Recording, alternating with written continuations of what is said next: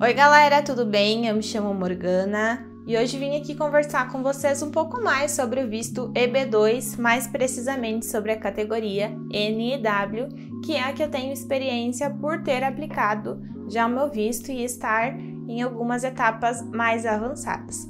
Mas antes, lembrem de deixar aqui os comentários com as dúvidas de vocês, de curtirem o vídeo, de seguirem a página para que a gente possa conversar e também de me seguirem nas outras redes sociais para que a gente tenha um contato um pouco mais próximo. Resumindo, só para vocês lembrarem o que é o visto EB2, ele é um visto mais amplo, baseado em emprego, que aí está mais relacionado aos Estados Unidos. Tem uma empresa lá que gostaria do trabalho de vocês. Eles vão entrar em contato ou vocês vão fazer uma entrevista de emprego, eles vão se interessar e aí vão solicitar a petição para que vocês comecem a trabalhar lá no estado americano. Porém, na categoria NIW, isso não é necessário, não preciso ter uma empresa lá, alguém que diga que quer o meu serviço para que eu possa fazer essa mudança. Eu posso aplicar o visto, encontrar uma empresa ou aplicar de forma individual, aplicar sozinho no caso, e aí ir para lá e lá já encontrar um emprego, algo na área. Mas isso é bem importante, vocês precisam continuar trabalhando na área de formação de vocês. E aí, muitas perguntas que eu tenho recebido nesse tempo desde quando que existe esse tipo de visto, por que está se falando mais agora, e também quais são os critérios. Então, só para vocês entenderem, o visto EB2 já existe desde 1990, mas ele tinha os critérios um pouquinho mais rigorosos para a aplicação. E lá em 2016 teve uma mudança nas regras que deu uma facilitada, então possibilitou que mais pessoas começassem a entrar com o processo e o visto de imigração para conseguir o Green Card, porque ele nos permite essa possibilidade. Então agora, preparem aí papel e caneta, a gente vai fazer um checklist de tudo que inclui, o que vocês precisam cumprir, quais os requisitos para se enquadrar no NIW, que é o National Interest Waiver, que aí vocês vão entender e saber, entrar em contato com as empresas para aplicar o visto de vocês.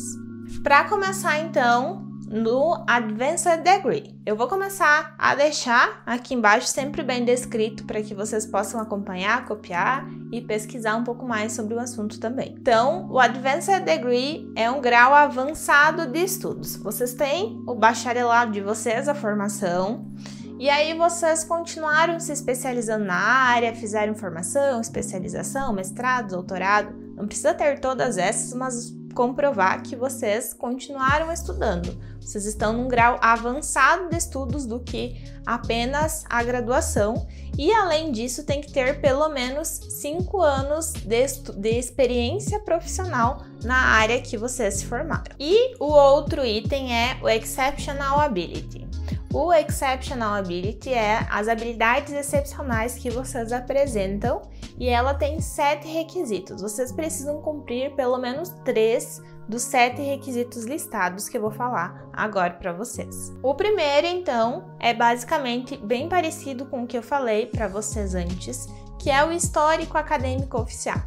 Juntar todos os diplomas que vocês têm, a graduação, especialização, mestrado que vocês tiverem na área.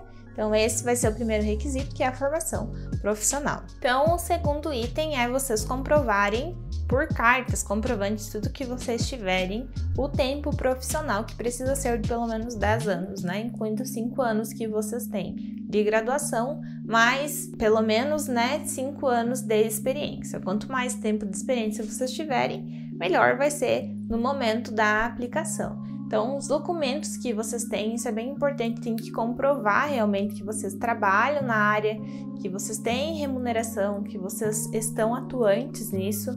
Então, que vocês tiverem das empresas ou se vocês forem profissionais autônomos, os documentos de que vocês realmente trabalharam por esse período. O terceiro, a autorização ou a licença válida para que vocês atuem na área profissional de vocês, no meu caso, o CRP, que é o nosso órgão que regula isso, o registro da psicologia, mas pode ser o CRM, da medicina, o CRO, enfim, a área que vocês trabalharem, é necessário que vocês tenham a carteirinha, que vocês tenham esse comprovante para anexar nos documentos também. Agora o quarto, então, é a evidência referente à remuneração, ao salário de vocês. Para mim, isso foi bem tranquilo, porque a psicologia ainda não tem piso salarial, então se vocês forem lá no Google procurarem remuneração do psicólogo, vocês vão ver que está em torno de 2.000, até menos do que isso. E aí, eu tive que comprovar que eu recebi um salário maior do que esse, o que demonstra as minhas habilidades em relação à minha área de atuação. Então, vocês podem fazer isso também, pesquisarem mais ou menos quanto é que está o piso salarial da profissão de vocês, qual é o salário, né, nos concursos e afins que pagam para os profissionais e comprovarem o salário que vocês tiveram nas empresas ou como autônomo, para que os Estados Unidos entendam que o salário de vocês é maior do que de outros profissionais que atuam nesse ramo também. O próximo item é uma associação profissional. Então, por exemplo, na psicologia, eu sou sócia da Sociedade Brasileira de Terapias Cognitivas. E aí eu comprovei, trouxe, né, anexei o comprovante de que eu sou membro realmente da sociedade para incluir mais um item. O próximo é o reconhecimento, documentos que comprovem esse reconhecimento que você tem na tua área de atuação. Então, se você foi chamado por jornal, revista, para falar sobre o assunto, ou no rádio, já deu alguma reportagem, coisas que comprovem que você se destacou de alguma forma no teu campo profissional. E o último são outros documentos que não foram inclusos nos itens anteriores, que podem comprovar isso também. Por exemplo, eu trabalho como professora universitária e nesse tempo de atuação eu fui reconhecida todos os anos até agora como amiga da turma, paraninfa, patrona, enfim. E isso também contribuiu para mostrar que eu me destaquei na minha atuação profissional.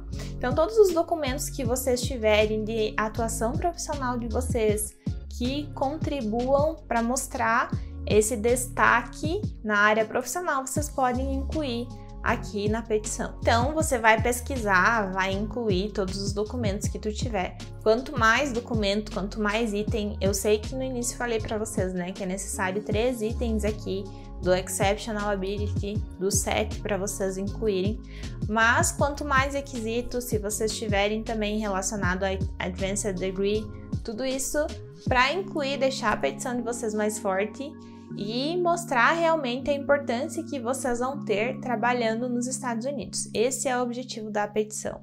E depois vocês vão incluir todos os outros critérios, todas as outras cartas de recomendação, tudo que é necessário, que eu já falei em outro vídeo, que eu vou deixar aqui o link no cantinho para vocês também. Agora que eu pincelei um pouquinho para vocês sobre os requisitos do NW, não deixe de pesquisarem mais sobre o assunto, entenderem um pouquinho mais, assistirem os vídeos anteriores também, que eu falo mais sobre isso, explico os outros critérios e outras etapas do processo.